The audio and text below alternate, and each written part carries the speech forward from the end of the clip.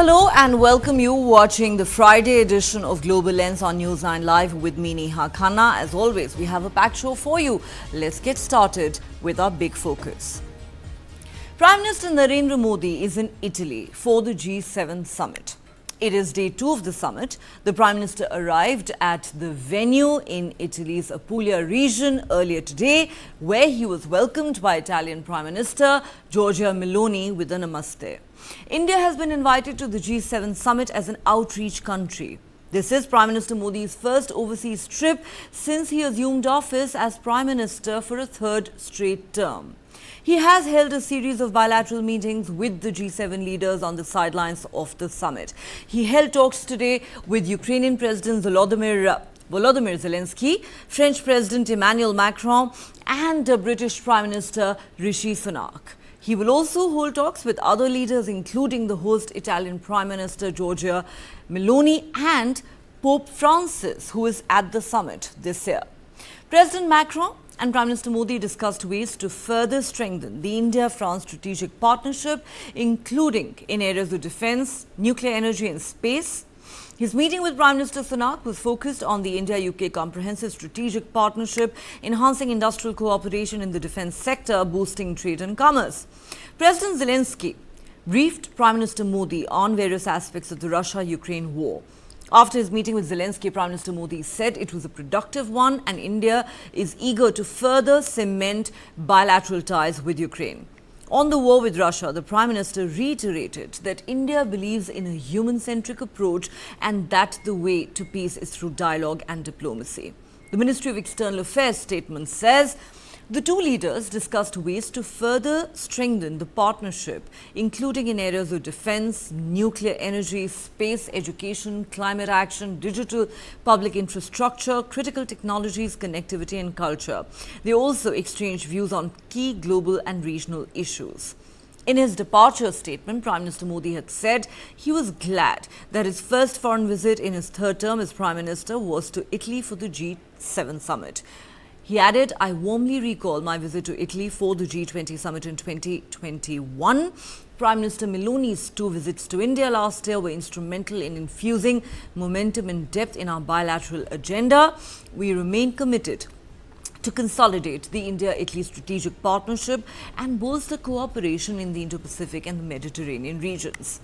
In her opening address at the meeting of the G7 leaders, Georgia Meloni said southern Italy was chosen as the venue to send a strong message to the global south. She said, "It is no coincidence that we are hosting the summit in Apulia. We did this because Apulia is a region of southern Italy and the message we want to launch is that the G7 under the Italian presidency wishes to strengthen its dialogue with the nations of the global south." Italy is India's 4th largest trading partner in the European Union with bilateral trade worth $15 billion. Prime Minister Modi will also participate in a summit session titled Artificial Intelligence, Energy, Africa, Mediterranean to be hosted by the Italian Prime Minister and joined by Pope Francis. The Pope is also expected to hold bilateral talks with Prime Minister Modi. This is Prime Minister Modi's 5th consecutive participation in the G7 summit, with India having attended 10 previous summits. As the current chair of the G7, Italy is hosting the gathering of the bloc of 7 major advanced economies.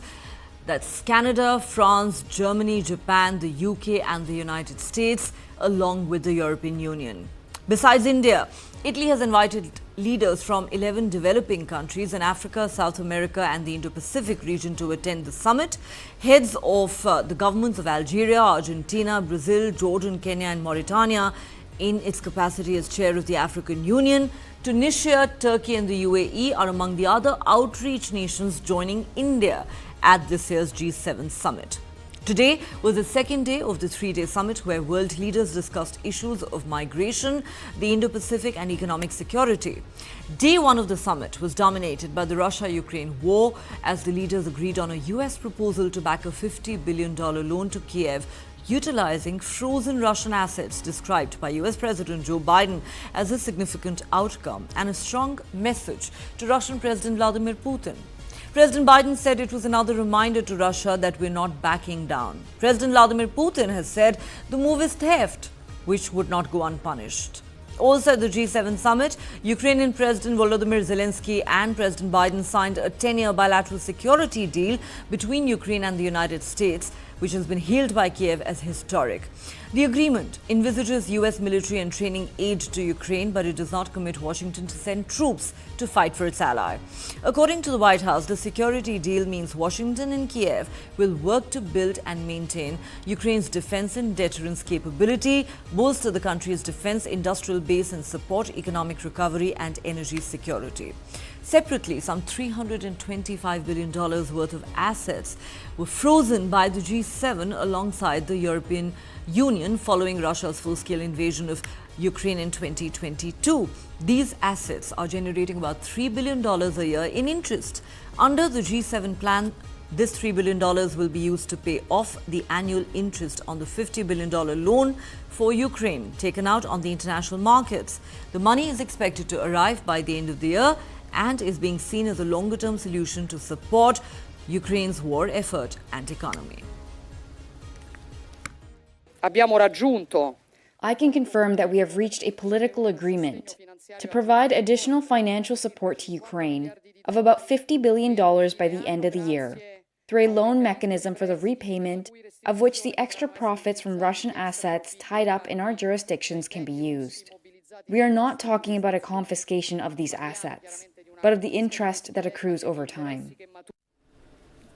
All right, that was the Italian Prime Minister Georgia Meloni earlier addressing the G7 leaders at the summit. Also significantly, she has said that it's not an accident that the summit is being held in the southern part of Italy. It is specifically to send out a message that the G7 nations stand with countries of the global south. Remember, India has projected itself as the leader of the global south for quite some time now.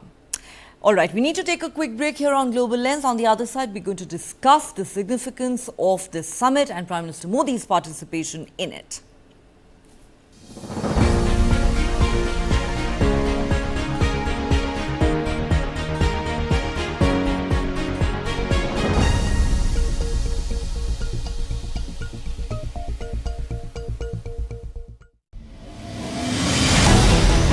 Why is the state not looking at putting an embargo on that? As a Telangana person, I will not accept. How do ordinary folks deal with this?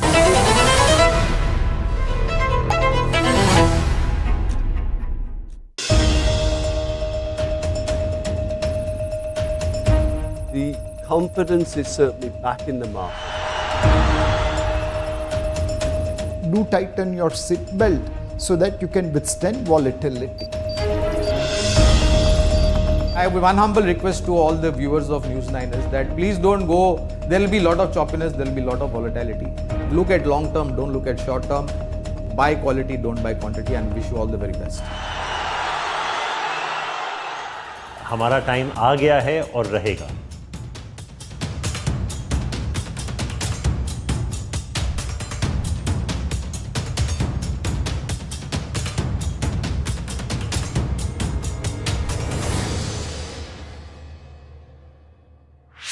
This and more. Streaming on News9 plus news is now content. Subscribe and get free vouchers. How do you fulfill that promise? Because ultimately expectations have to be met. If you look at the political landscape, is it really changing for women? And what is the inability of the forces that dead bodies surface but not the living people?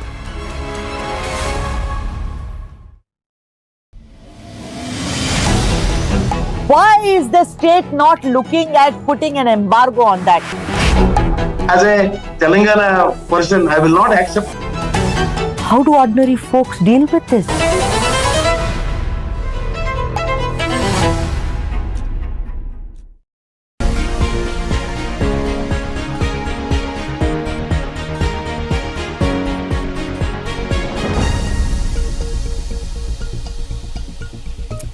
Welcome back. You're watching Global Lens on News9 Live with me, Neha Khanna, and we are discussing the G7 summit that's taking place currently in Italy.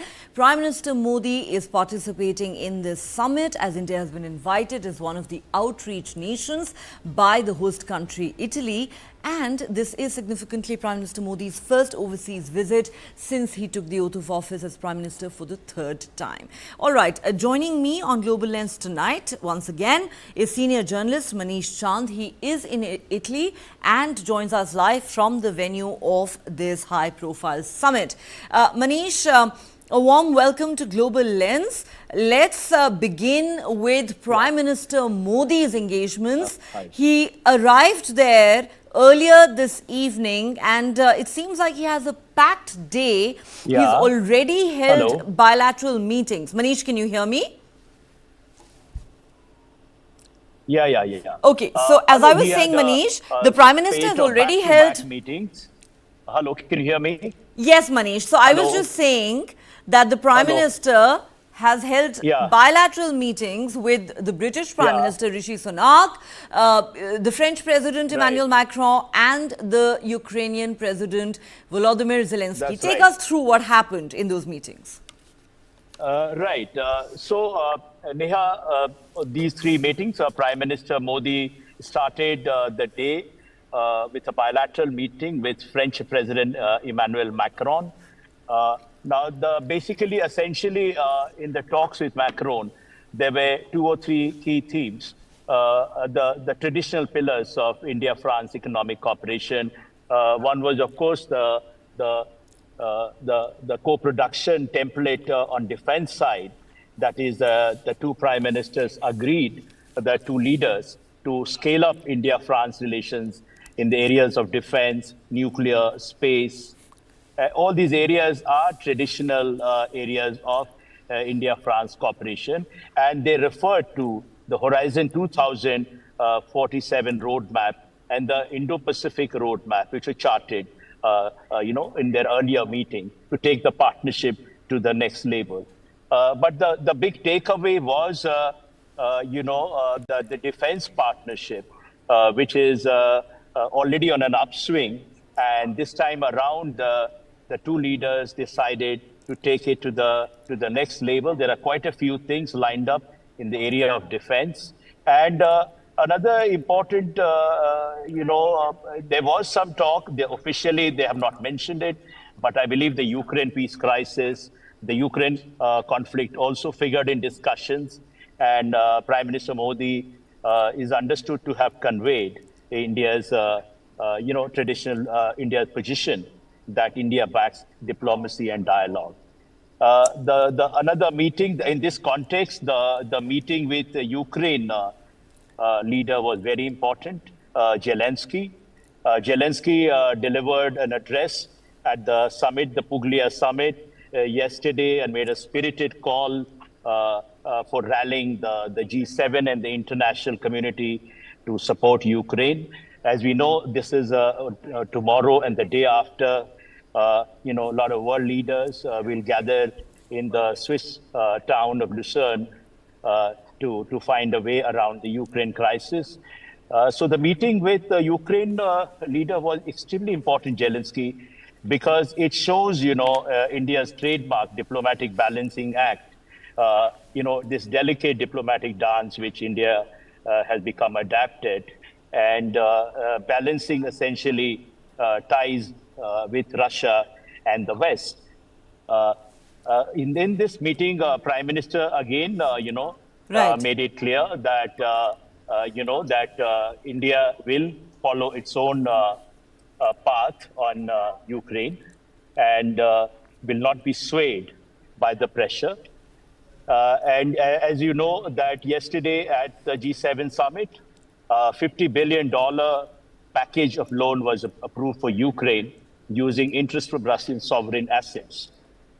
This was, but there was no mention because India has kept a distance from such a proposal, because obviously it's meant to penalize and prosecute Russia. Yeah. So India maintaining its stance on the Russia-Ukraine war. This, that remains unchanged. We'll just come back to you in a moment, Manish. Let me now bring in our other guests. Ambassador Ashok Sajanhar, former Indian diplomat, is with us, as is Ambassador S.R. Tayal.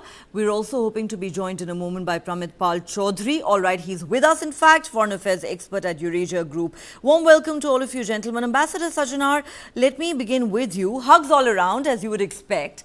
Prime Minister Modi greeting very warmly his counterparts from multiple other countries, the British Prime Minister Rishi Sunak, the French President Emmanuel Macron, and that very important meeting with the Ukrainian President.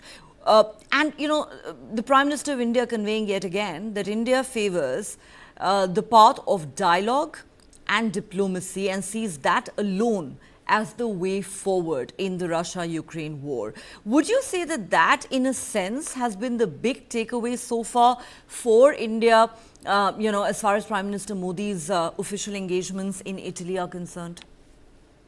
Yeah, thank you very much, Neha. Yes, you're right. There were hugs all around, except, of course, with the host, that is the Italian Prime Minister Georgia Meloni, with whom there was a namaste, and she also, I think, as you're, showing on the screen, there was namaste also, and I think the hugs and the namastes were equally in evidence, so to say. But coming back to your question, yes, I think this is a position that India has maintained. You would recall, Neha, right from the time, after the war, September 22, when Prime Minister Modi met President Putin in Samarkand on the sidelines of the SCO summit. He said this is not an era of war, and we need to go in for dialogue and diplomacy. And that has been India's mantra, so to say, to deal with this, because I think the world should know, India knows definitely that wars are never a solution to any issue, any problem. And I think after more than 2 years, 4 months, I think we are nearing the end time of this conflict. Although, many would say that we cannot really come to any sort of conclusion before the November presidential elections in the United States. But be that as it may, and yesterday we have got the decision also from the G20 that $50 billion will be given as loan to Ukraine to be paid off through the interest earnings of the seized Russian assets. But it might prolong, it might go on for some time. But ultimately, the resolution of this conflict has to be on the negotiating table. At the negotiating table, when the warring parties, feuding parties sit and talk. And I guess that is the message that India is giving now. And India has said it is going to participate in the peace summit in Switzerland. And you might notice that this is against the advice that has been tendered by Russia that no purpose is going to be served, no one should attend. But India is following its own approach, and I think it is good. I have supported that India should be participating in this, because India needs to take a proactive stand, and particularly in Modi 3.0, I think India needs to take a proactive approach in terms of finding solutions to issues of global significance, peace, security, climate change, terrorism. And so India needs to be at places where discussions on these issues are being held. Neha. Quite right. India is certainly not steering clear of this peace summit in Switzerland, though let's not forget that Prime Minister Modi is not going to be attending it. We are going to be represented, India is going to be represented by a secretary in the Ministry of External Affairs. Interestingly, the US President Joe Biden is not attending either. He has chosen to send Vice President Kamala Harris and National Security Advisor Jake Sullivan instead. What can we really expect from this peace summit? Many are skeptical, given that Russia, the country that launched the war against Ukraine, is not attending. We look at that on the other side of a quick break.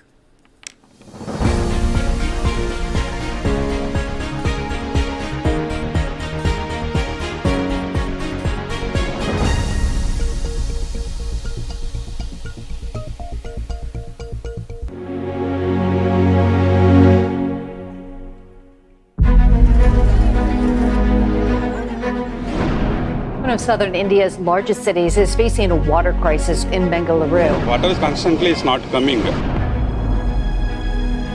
From the past 2 months, we are not having some water also. The citizens deserve water security at the very least. We are going office without bath. The acute water shortage really leading to citizens resorting to use of even private water tankers in multiple areas.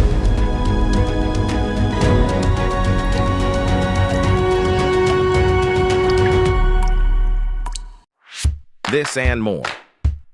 Streaming on News9 plus news is now content. Subscribe and get free vouchers.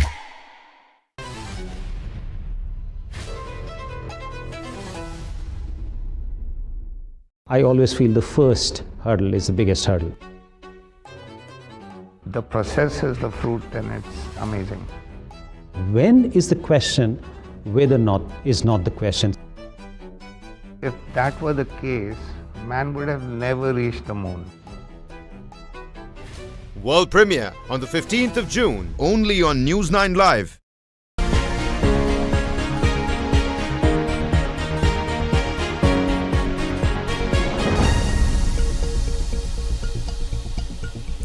Welcome back. You're watching Global Lens on News9 Live with me, Neha Khanna. Let's now go across to Pramit Pal Chaudhary.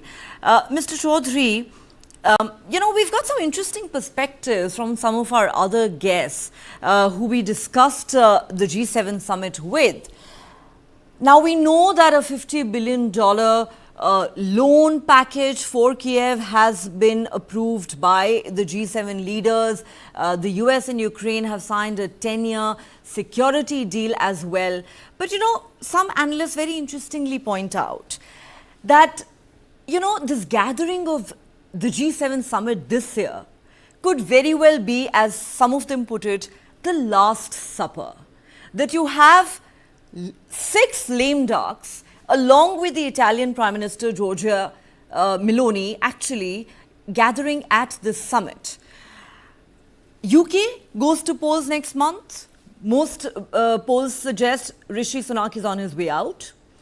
President Biden seems to be in a precarious position and may very well lose the upcoming presidential election to Trump. Trudeau is expected widely to lose the election in his country, which is expected to be held next year in Canada. Recently, there have been major electoral setbacks for President Macron in France and German Chancellor Olaf Scholz in the European Parliament elections. Therefore, some say that even as the G7 nations come together to pledge continuing support to Kiev, a lot could change in the next 6 months to 1 year if the war continues, especially if Trump returns to the White House, because he's made his disdain for Ukraine quite clear. And the fact that he wants to see an end to these wars that he believes the US is endlessly funding. Therefore, do you believe that the measures that have been announced are enough to, in a sense, Trump-proof the aid to Kiev? So on the first stage, yes, the G7 is unusually weak right now, partly because, as you've mentioned, other than Meloni herself, all of the other leaders have remarkably low approval ratings or are in some form of their governments are in some form of a political transition. So the expectations for this G7 summit are therefore suitably low. G7 has not been anyway should we say, a diminished force over the past several years, partly as the G20 has become a bit more important, but also because, as I mentioned, right now in particular, so as you mentioned, 5 of the 7 leaders are in trouble, and Scholz himself has an approval rating that barely passes 10%. So you're looking at a very unusually weak G7 summits. Multilateral summits are always a reflection of the domestic power of each of the individual members as much as anything else. And the Ukraine war and Gaza obviously dominate the proceedings. But the fact is that when it comes to Gaza, really only one of the G7 countries, which is the United States, has any real influence. And America, while it has made it clear it would like to support a ceasefire, has also made clear it will put no pressure on Israel to do so. So really the others can only make noises but have no influence because Israel does not listen to them, and none of them really want to work with Hamas, which half of them consider a terrorist organization. So you really don't have any real influence there. That leaves Ukraine. And there the Europeans, who obviously are the predominant numbers in the G7, are very interested in trying to do something. But they have two major constraints. The Ukraine war is proving to be very expensive. The West is having to fund it. America provides the weapons, as they say, Europe provides the money. But the Europeans are kind of running out of funds, if you wish, or willingness to pay those huge sums of money to maintain the war, or support the Ukrainian economy. So basically dipping into the pool of captured Russian assets is almost an inevitable consequence of all of these forces. And it is a reminder that in many ways, most of the Western countries assume a rapprochement with Russia after the war, even after the war, will never happen. Russia will remain, for whatever reason, in the doghouse. So therefore, seizing Russian assets is not really a problem per se, in their view. The second part of it, of course, is the peace summit. As many European diplomats have pointed out to me, the only language on Ukraine that is agreed to by all the G20 members is the New Delhi Declaration. In the New Delhi Declaration, the G20 summit that India hosted, we actually have the first two paragraphs of the Ukraine war. It's the only language anywhere that that all the G20 members have agreed to. And in many ways, the peace summit will sort of build itself on that. But obviously, as you mentioned, Russia could not be invited, and this is the problem when the Europeans host these things, because they have completely isolated Russia in their mind. You can't bring Russia to the table. This automatically means China won't come on board. And as we see with India, Brazil, South Africa, Saudi Arabia, if you wish, the swing states, the middle powers, they are reluctant to get on board on a summit that looks too lopsided, and they are reluctant to come on board unless all of the other middle powers come on board. So India and Brazil have done exactly the same thing. We will show up because they're the most pro-Western, if you wish, or the most, at least anti-Chinese of the BRICS members, to say that we will show up, but our representation will be at a diplomatic, bureaucratic level. If I'm correct, the Kingdom of Saudi Arabia said there will be no representation at all. Pakistan has said it will not show up, obviously following China's lead on that front. And last I checked, even South Africa has so far declined to join because partly Ramaphosa is very weak. So on the Ukraine front, you really don't have much capacity to do anything by the G7 members. All they can do is take a bit of Russian money and put that up. That's fine. But on the diplomatic front, they can only make an effort. But there's simply nobody there who has enough political capital and enough international profile to push through a peace agreement or even begin a peace process of any serious credibility. So this is a very weak G7, but it ultimately reflects the weakness of the seven, other than Meloni, of the six of the seven Western leaders who are there. Absolutely. Weaker G7 than ever before, and many are also wondering if the peace summit that starts in Switzerland tomorrow is already a non-starter. I need to take another break here on Global Lens. Don't go anywhere. We'll continue this conversation with our other guests. We'll go across to Ambassador Tayal in just a moment.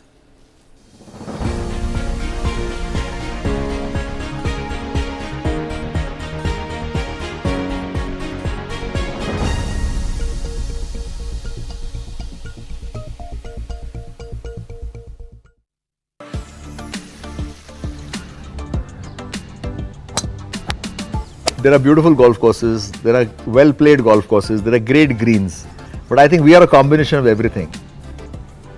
Now, because of the nature-friendly atmosphere here, plenty of water, you can hear the birds. So lots and lots of birds live on this golf course.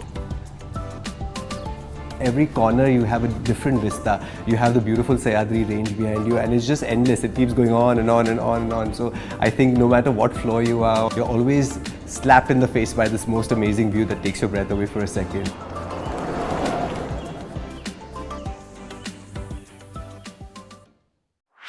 This and more. Streaming on News9 Plus. Subscribe and get free vouchers.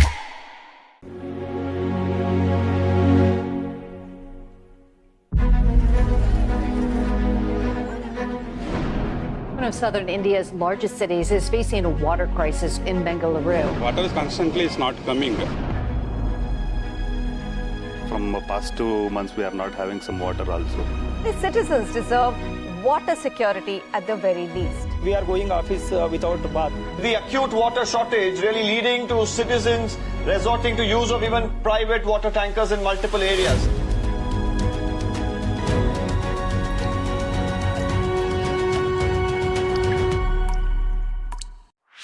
This and more.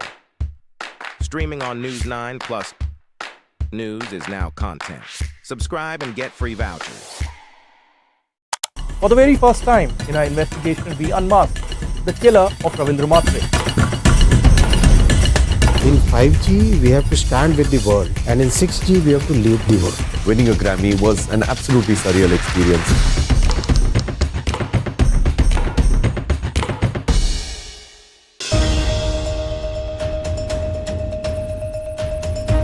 The confidence is certainly back in the market.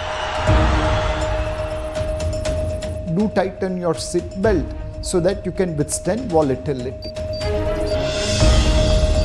I have one humble request to all the viewers of News9 is that please don't go, there will be a lot of choppiness, there will be a lot of volatility. Look at long term, don't look at short term. Buy quality, don't buy quantity, and wish you all the very best. हमारा time आ गया है और रहेगा.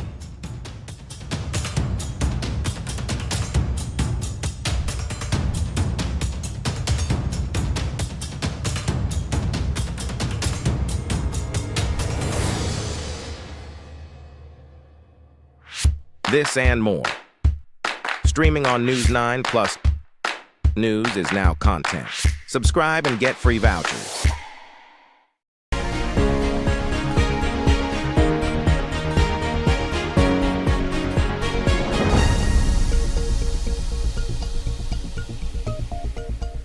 Welcome back. You're watching Global Lens on News9 Live with me, Neha Khanna. Let's now go across to Ambassador Tayal. Ambassador Tayal, as has been discussed, I'm going to ask you this question straight up.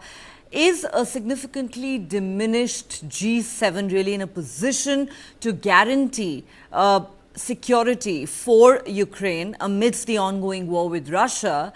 And can we really expect any tangible outcomes from the peace summit that gets underway in Switzerland tomorrow? There are too many question marks hanging over it, with Russia not attending, China being a no-show, even US President Joe Biden choosing not to attend and sending his vice president instead. First, a couple of comments. Yes, of course, it's a very weak G7 with 4 or 5 of the leaders very uncertain about their political future. Second, India is a fully functional democracy. India is the 5th largest economy in the world. India will be 3rd largest economy in the world in the next 4 or 5 years. So we should be part of G7. It should be G8.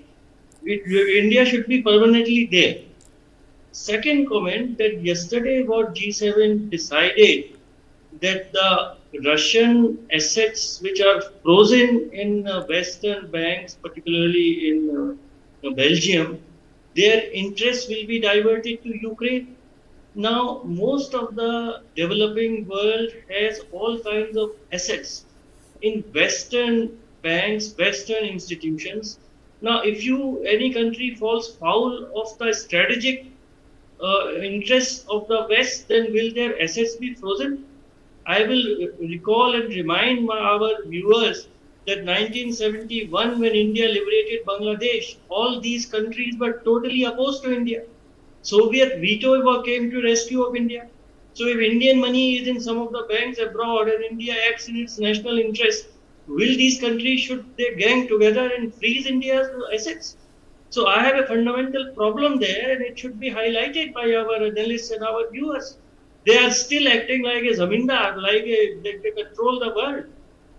Yes, they have some say in the financial world, but then dollar has to be weakened. India should do more and more trade in rupee, in ruble, in whichever currency. Anyway, that was my 2 points.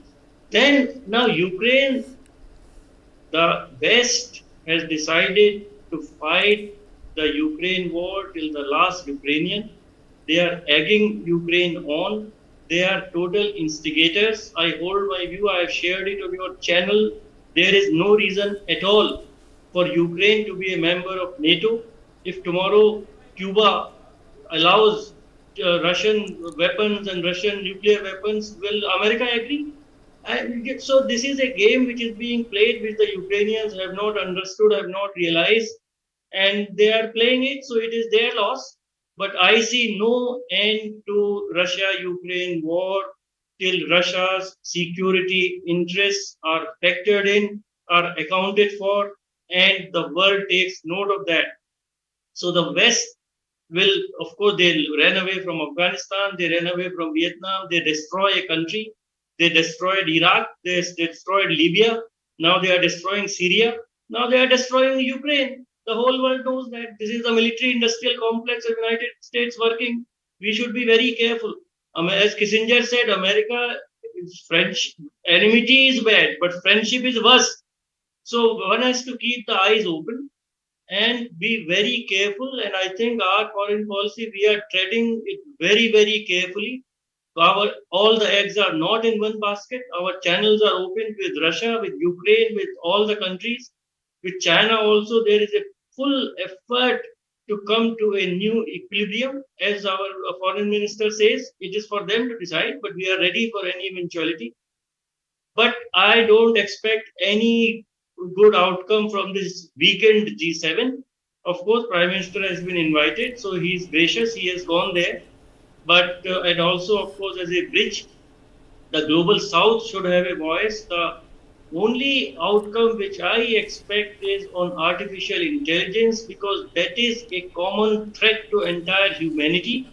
And the way it is going, the large population countries like India, our software jobs, our semi-skilled jobs, our skilled jobs will be very much threatened. And this has to be taken note of. When Prime Minister says that every policy, every development, every decision should be human-centric. It is not technology-centric.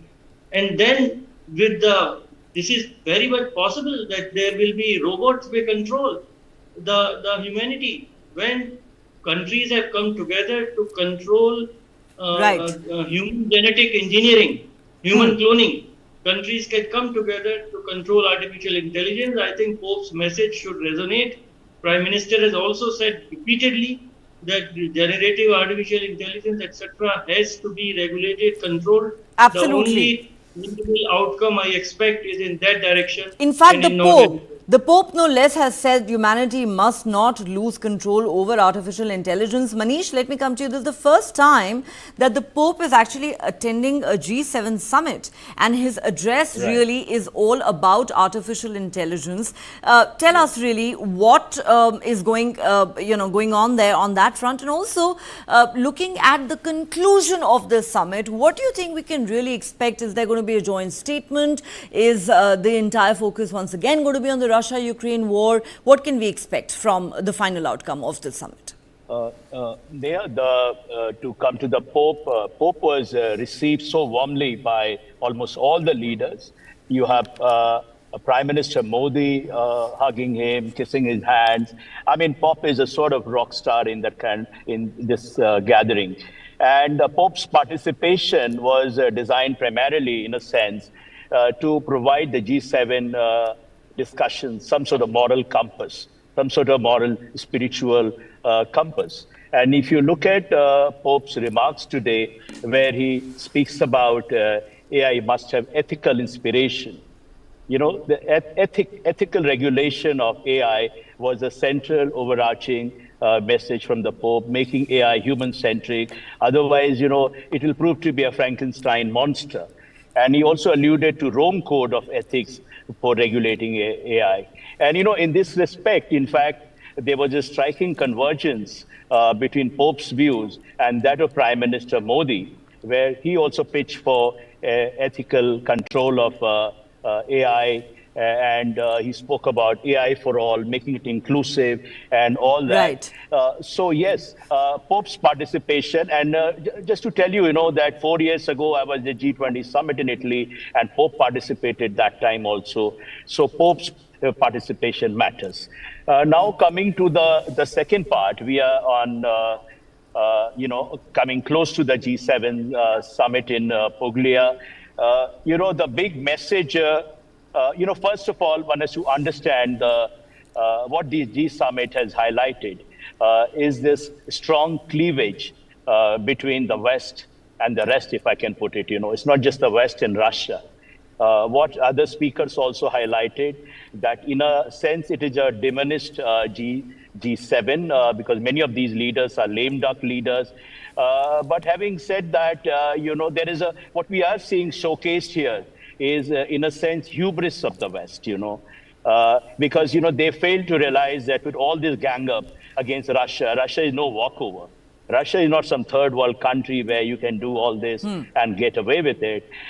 So if you look at Putin's reactions, so this kind of cleavage is going to exacerbate instability in the world. And in this context, of course, we are expecting the declaration tomorrow, the Puglia declaration, G-Summit declaration.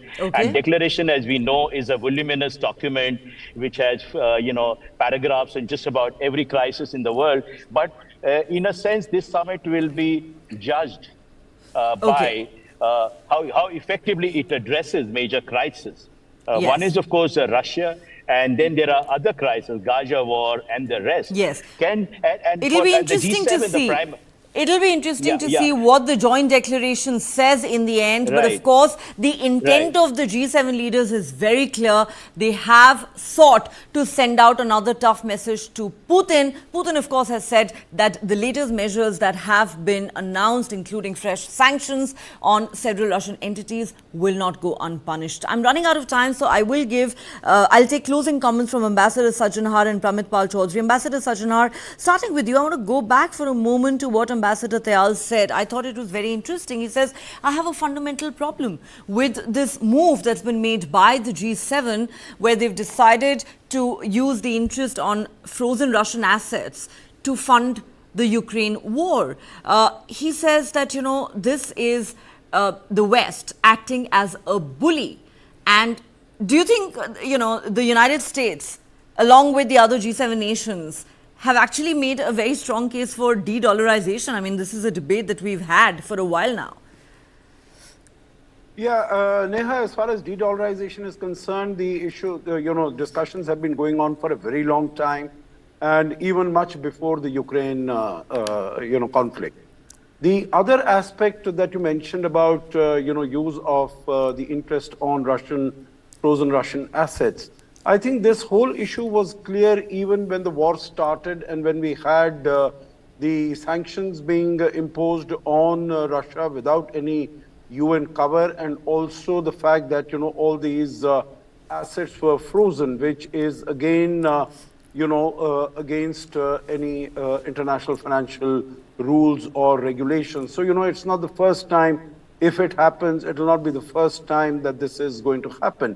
So, of course, it does send out a message to the world. But, of course, the argument and the explanation, rationalization, if I could say, what the West makes is that, the actions committed by Putin are of such a nature that they are totally violative of the UN principles, UN Charter. They are attacking and occupying a sovereign nation. So that merits, that demands, action of this nature. But, meaning it is neither here nor there, frankly. But, the last point, I know you are running short of time. What I want to make is that India has to look after its own interest. It is, very diminished G7.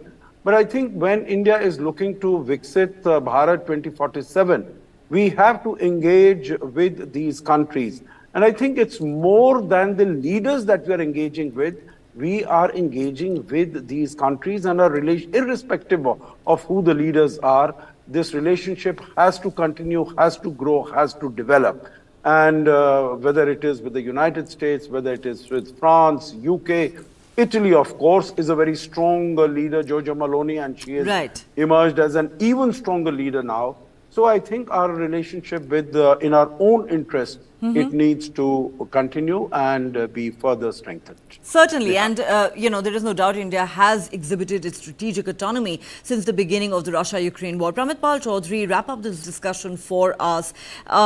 You know, there are some who say that as we are looking at a severely diminished and weakened G7, does it really give a country like India, which has already projected itself as a leader of the global south, an opportunity to make a pitch for a bigger role for itself on the global stage? I mean, Ambassador Tayal said, why are we even talking about G7? It should have been G8 by now. Well, I think the fact that Prime Minister Modi is now, or an Indian leader has attended, if I'm correct, successively something like the last 6 G7 summits in a row, and we are now basically permanently, I think, an invitee to the G7, indicates already that there's an acceptance that India should be in the room. And if there is any country in the global south or any swing states, other than arguably Brazil, there is only India is the one that the G7 is comfortable with. Definitely China is a country that they all have problems with, and so does India for that matter. So yes, I think the fact that we shared the G20 quite successfully, the fact that we are a member of the BRICS, though inside the BRICS, India and China are daggers drawn, as well as a permanent invitee to the G7. I would be surprised, or I would not be surprised, especially if India can maintain its economic growth rates at present, that within the next, I would say, 10 years, we would probably be invited to the G7 as a full member. Well, well put. It's about the economy, stupid, in the famous words of Bill Clinton. Maybe it is India's growing economic clout that will eventually make that happen. How long it might take is anybody's guess. On that note, Pramit-Pal Chaudhary, Ambassador Ashok Sajanhar, Manish Chandan, Ambassador Tayal, thank you so much to all of you for joining me on Global Lens tonight. All right, let's now turn our attention to another summit that kicks off tomorrow. As soon as the G7 summit in Italy gets over, Switzerland will host scores of world leaders over the weekend to try and map out the first steps towards peace in Ukraine, even though Russia, which launched the war, is not attending. Ukrainian President Volodymyr Zelensky's government did not want Russia involved. But the Swiss insist that Russia must be involved at some point and hope it will join the process one day. The conference, being held on Saturday and Sunday, underpinned by elements of a 10-point peace formula presented by Zelensky in late 2022, is seen as a largely symbolic effort on the part of Kiev to rally the international community and project strength against Russian might. But the question looming over the summit is just how will the two countries eventually end the war without Moscow even attending? The conflict has led to international sanctions against nuclear-armed Russia and raised tensions between NATO and Moscow. The summit comes as Russian forces have been making modest territorial gains in eastern and northeastern Ukraine. Among the stakes will be how many countries the Swiss and Ukrainians can actually draw in. Swiss officials have sent out around 160 invitations. About 90 delegations, including a handful of international organizations like the UN, will attend. Roughly half will be from Europe. Zelensky has led a major diplomatic push in Asia and beyond to rally participation. The attendees will include heads of state or government, including from France, Poland, Japan, the UK, Germany and Canada.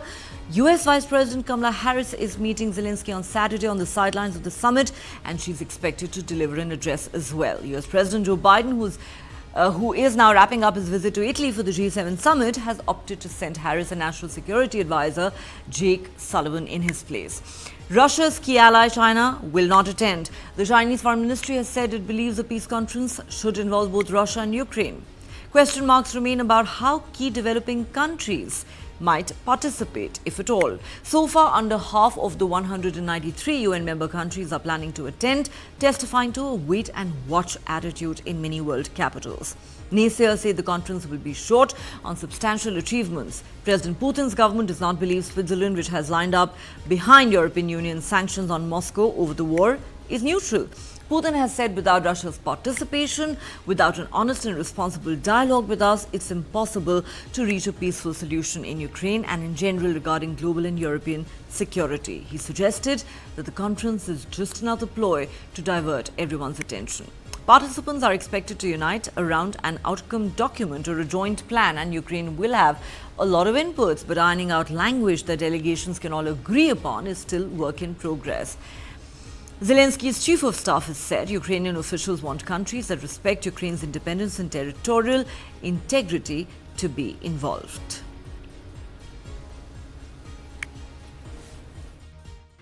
The conditions are simple. Ukrainian troops must completely withdraw from the entire territory of these regions within their administrative borders at the time of their entry into Ukraine. Once Kyiv declares readiness for these decisions, begins the actual withdrawal and officially abandons plans to join NATO. We will immediately issue an order to cease fire and start negotiations. We hope Kyiv makes this decision independently, based on current realities and genuine national interests, rather than Western orders. However, we have serious doubts about this. Today, we present another concrete peace proposal. If Kyiv and Western capital reject it as before, they bear the political and moral responsibility for continuing the bloodshed. The realities on the ground will continue to change unfavorably for the Kyiv regime, and the conditions for negotiations will differ. The essence of our proposal is not a temporary ceasefire or suspension of fire, as the West desires. They want to restore losses, rearm Kyiv, and prepare it for a new offensive. We are talking about the final resolution of the conflict, not freezing it. Let's now get you the latest on the Kuwait fire tragedy that left 45 Indians dead earlier this week. A special Indian Air Force aircraft carrying bodies of Indian citizens who died in the Kuwait fire mishap 2 days ago landed at the Palam Air Base in Delhi this evening. BJP MPs Yogendra Chandolia, Kamaljeet Sehrawat, Bansuri Swaraj and others were present at the airport to receive the mortal remains. This comes hours after another aircraft carrying the bodies of these 45 Indians landed at the Kochi International Airport earlier in the morning. The 31 bodies included 21 victims from Kerala, 7 from Tamil Nadu and 1 person from Karnataka. At least 49 foreign workers were killed and 50 others injured in the massive fire on Wednesday at the 7-story building where 196 migrant workers were staying in the southern Kuwaiti city of Mangaouf. Sheikh Fahad Al-Yusuf Al-Sabah, the first Deputy Prime Minister and Interior Minister of Kuwait, has said authorities have identified 48 bodies, among which 45 are of Indians and 3 are of Filipino nationality. पे हम लोग वहाँ के external वहाँ के foreign minister से मिले, वहाँ के डिप्टी मिनिस्टर प्राइम मिनिस्टर से मिले, वहाँ के हेल्थ मिनिस्टर से मिले। उन सब लोगों ने हम लोगों को पूरा कोऑपरेशन देने का अश्योरेंस दिया और उनकी बहुत बड़ी मदद रही है इस हादसे में। उसके बाद हम लोग वहाँ 5 अस्पतालों में जो हमारे घायल लोग वहाँ पे एडमिट हैं, हम लोग 5 अस्पताल में गए और एक जो वहाँ पे जिनका ट्रीटमेंट चल रहा है, जो घायल हैं, एक हमारे अपने पेशेंट से मिले हम लोग, उनके हाल चाल लिए और वहाँ के डॉक्टर से बात किया। वहाँ पे ज़्यादातर लोग 2-3 दिन में वहाँ अस्पताल से वहाँ से रिलीज़ हो जाएंगे। एक सीरियस केस है जो वहाँ आईसीयू में है, मगर वहाँ के डॉक्टर्स होपफुल हैं कि वो भी बहुत जल्दी ठीक हो जाएंगे। ज़्यादातर लोग जो इंजर्ड हैं उनको जो वहाँ पे धुआं जो इतना बिल्डिंग में हुआ वो अंदर लंग्स में जाने की वजह से उनको इंजरीज़ हैं, लेकिन उसका वो वहाँ पे बहुत बेहतर से बेहतर इलाज वहाँ के अस्पतालों में चल रहा है। कुछ ऐसे केसेस हैं जो वहाँ 2 मंजिल से 4 मंजिल से नीचे कूदे बाहर या पाइप पकड़ के बाहर आने की कोशिश की और नीचे गिरे, तो उनके एंकल और पैरों में इंजरी है, कुछ हाथ फ्रैक्चर हैं, उनका भी प्लास्टर वगैरह हो गया, वो भी जैसे हील होगा वो रिलीज़ हो जाएंगे। That's all the time we have on this edition of Global Lens. Thanks for watching. Do join us again at the same time on Monday. Meanwhile, we're leaving you with some more stories that made global headlines today.